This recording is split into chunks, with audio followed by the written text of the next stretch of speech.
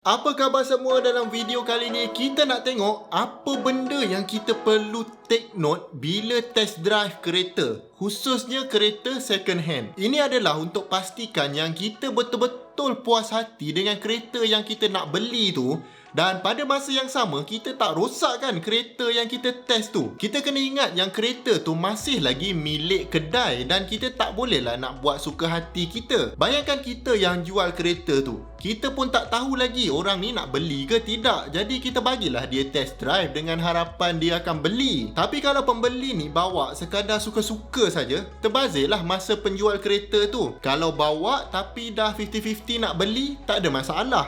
Yang masalahnya kalau memang tak nak beli tapi nak test drive juga. Tapi kalau saya lah kan, ada hajat nak beli kereta tu tapi tuan kedai tak bagi test drive, dia siap suruh letak deposit lagi, memang saya akan terus pergilah dan takkan datang lagi ke kedai tu. Korang jangan terkejut, memang ada kedai macam ni sebenarnya. Saya sebagai pembeli pun memang terkejut. Kalau dah letak deposit, baik tak payah test drive, terus beli je, betul tak? Jadi kena ada balance dan persefahaman antara penjual dan pembeli. Tapi hak mutlak tetap di tangan kita sebagai pembeli, sebab yang nak menanggung hutang bulan-bulan tu selama 7 tahun, 9 tahun adalah kita sendiri. Dan saya sendiri setakat ni dah 3 kali beli kereta second hand. Jadi tips ni adalah benda yang saya sendiri akan buat kalau test drive. Test drive ni bagi saya step yang terakhir sebelum saya decide untuk beli atau tidak kereta ni. Kalau untuk detect kereta pernah accident ke, ada major modification ke, service book lengkap atau tidak ke, ini semua kita buat sebelum test drive lagi tau. Tips untuk check condition kereta ni saya ada letakkan link dekat bawah. Bila condition kereta semua okey,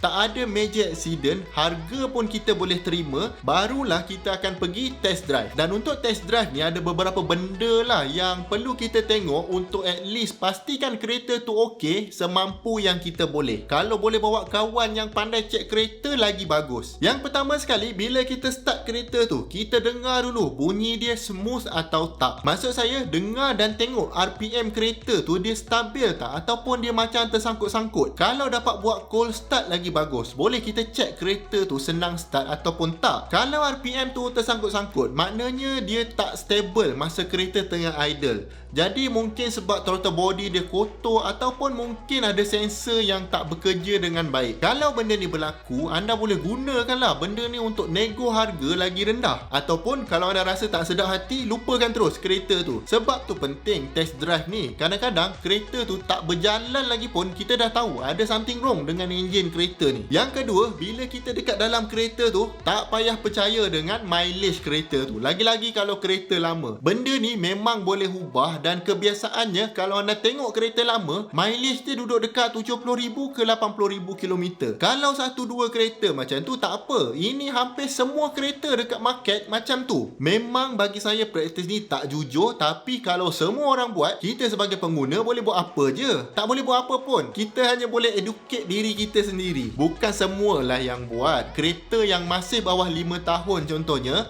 masih ada warranty, meter tu takkan diubah, sebab kalau dia ubah, warranty boleh void. Dan anda pun boleh call service center, bagi tahu nombor plate dan cek sejarah servis dengan benda yang owner lama pernah claim warranty. Contohnya kereta saya sekarang, sebelum beli saya pernah cek dan service center kata okey, owner lama pernah tukar headlight, pernah tukar benda-benda lain. So okey lah, kita dah tahu sejarah kereta tu. Masalahnya sekarang, kalau kereta lama, kita tak boleh tahu mileage yang sebenar. Jadi untuk selamat, secara mudahnya, average perjalanan orang Malaysia dalam setahun adalah 20,000 km. Jadi kalau kereta tu dah 10 tahun contohnya, kita boleh anggarkan kereta tu dah bergerak sejauh 200,000 km. Jadi kalau tengok dekat meter mileage hanya 30,000, 40,000 km, anda kena rasa sedikit skeptical. Ada ke orang beli kereta tapi tak guna? Okey, tips ketiga pula adalah sebelum bergerak, tutup radio dan apa-apa bunyi lain yang boleh mengganggu anda untuk dengar bunyi yang datang dari dari kereta tu sendiri. Lepas tu boleh start bergerak dan cuba dengar betul-betul bunyi dari kereta tu, tak kira sama ada dari dalam atau dari luar kereta. Cari tempat yang ada bonggol sikit untuk test suspension kita bunyi atau tak. Lepas tu lalu dekat jalan yang tak rata untuk dengar lagi ada tak bunyi benda-benda yang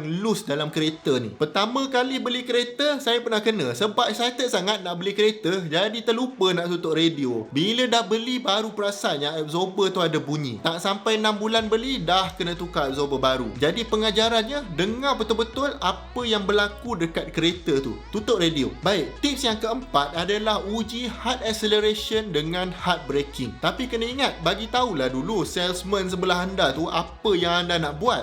Takut dia terkejut nanti. Tujuan hard acceleration ni adalah kita nak check transmission tu masih okey atau tidak. Dan juga nak dengar lah kalau ada bunyi-bunyi yang pelik dari kereta tu. Kalau pecut smooth je maknanya okey lah tu.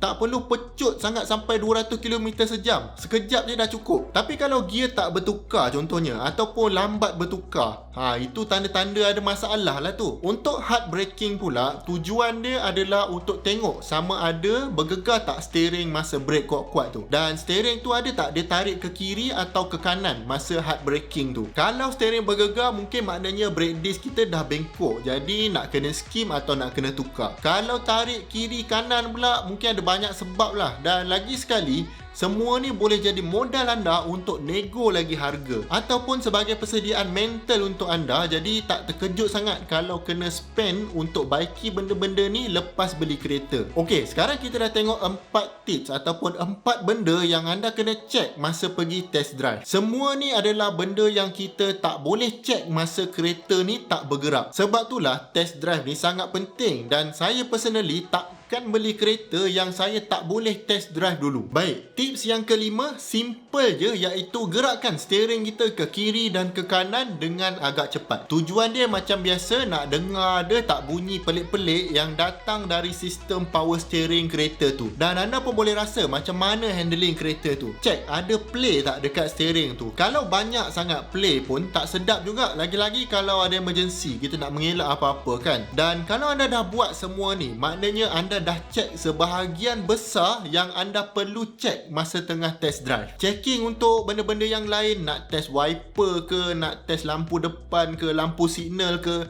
benda ni boleh buat masa kereta tu dah parking. Yang penting sekarang anda kena maksimumkan benda yang anda nak check masa tengah test drive. Sebab test drive ni biasanya tak lama pun, tapi bergantung pada keperluan anda. Kalau anda rasa perlu test drive lama, setkan appointment dengan salesman supaya dia dapat block masa dia untuk layan anda. Saya dulu 3 kali test drive baru beli, siap bawa naik atas highway lagi. Dan yang paling penting sekali, walaupun anda ada checklist ni, benda yang nak dibuat masa test drive, keselamatan mesti perlu diutamakan. Kita kena ingat, kita test drive ni untuk beli kereta tau.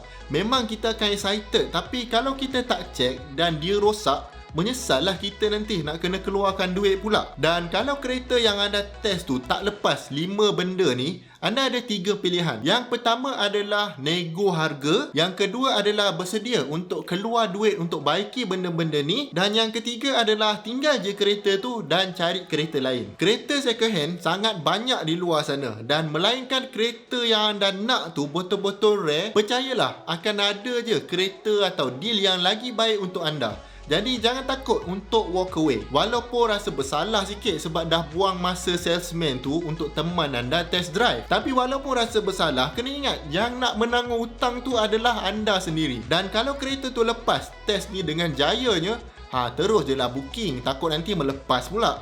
Korang sendiri ada buat tak benda ni? Ada tak yang berdepan dengan pengalaman pahit atau pengalaman pelik-pelik masa beli kereta second hand? Jangan lupa tinggalkan komen anda di bawah. Dan kalau anda dapat belajar sedikit sebanyak dari video ni, saya hargai sangat kalau anda dapat bantu kami dengan 2 klik. Klik butang like dan klik butang subscribe. Jumpa lagi di video yang akan datang. Assalamualaikum.